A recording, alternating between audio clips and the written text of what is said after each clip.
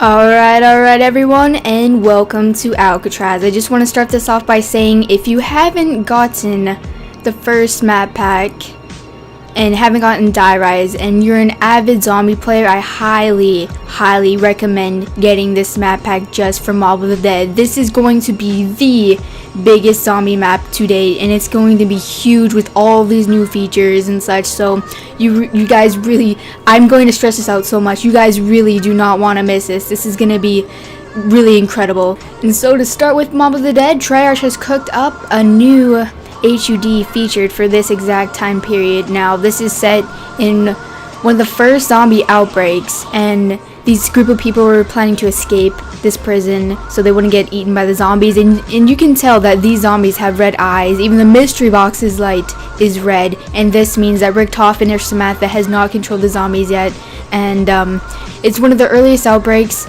and so these guys are trying to escape this island, try to survive.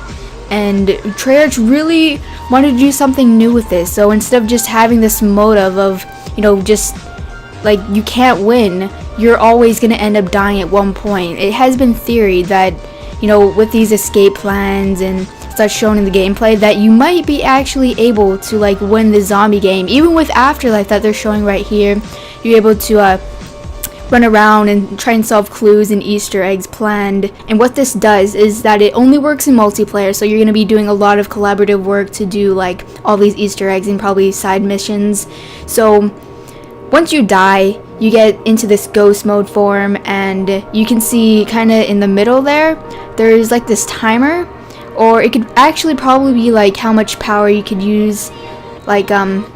You're running around and you see stuff that people normally wouldn't see, and kind of clues to what you have to do. Moving on to the next thing, the new wonder weapon. So this could only be one part of the weapon. The warden likes to collect guns from his collection of the Civil War. It looks like, I guess you could call it an acid type variant of this gun. There could possibly different variants and such. And I also noticed with the Blundergat that it really reminds me of the Slick of Fire in the first map pack in Die Rise, because instead of it being purple, you have this green acid, and it looks like it shuts off this kind of chain reaction where it just killed all of those zombies right there. And traps are indeed coming back. So you have this acid trap here, and not only that, but this fan trap, and this huge zombie. Oh my god, I have to keep coming back to it because it just cracks me up for some reason when he just goes running around tearing stuff up.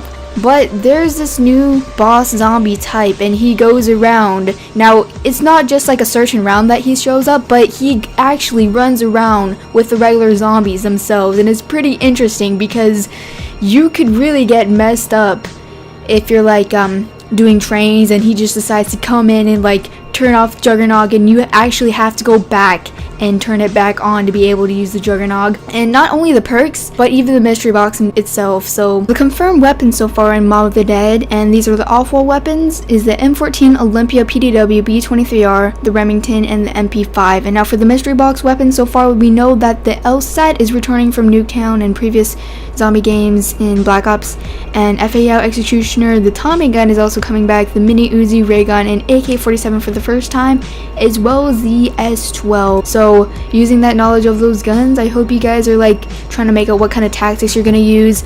So now there's also gonna be some kind of mob rounds in between. The only time you're able to pack a punch is after these mob rounds, and so as Mob of the Dead states, mobs of zombies are just gonna come all over the map, and they really want to reduce the chances of just straight out training. They want to have random movements from the zombies, just 1 second being just walking towards you to the next second just running. That's gonna mess you up really bad if you're running a train. It's just unpredictable. And during these mob boss rounds, after you finally kill these zombies, they drop a max ammo and probably some other droppables. So there's also this new perk, Electric Cherry, and what happens is that whenever you reload, there's like this danger aura about you, and the zombies that are like surrounding you, they will get hurt. And I think combined with speed cola, since speed cola is proved perk in the game, it might be OP. Like you can just reload like super fast, and you know, shoot a bunch of times to like their head and then reload, and it damages them. Like we really don't know. And so there's like this also new gameplay element with this hellhound here, and I think what happens is like you can feed zombies to it, and you might get, you know, like kind of like a secret perk, like maybe it's like an Easter egg or something. We're not sure yet. We're just about ready to wrap up this video. What do you notice right here is that it looks like this droppable was like pulled into you. Now there's been some theories that there's like this new tomahawk, and if you throw it like across the map onto a droppable, it will be dragged to you.